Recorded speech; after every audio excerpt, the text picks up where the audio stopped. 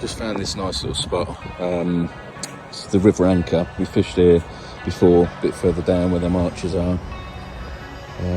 Pretty successful. So we'll just see, we've got a spare hour or two, so I'm going to see if I can get a couple of chub maybe, or a couple of perch, roach. Only got some maggots and some meat and some bread.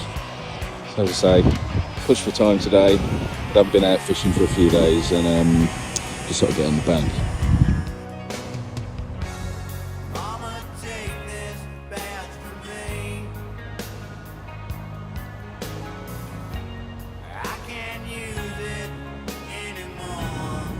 Smallest chub I've ever caught, but he's perfectly formed. Beautiful. Been catching these all morning down at the River Anchor in Polesworth. Beautiful.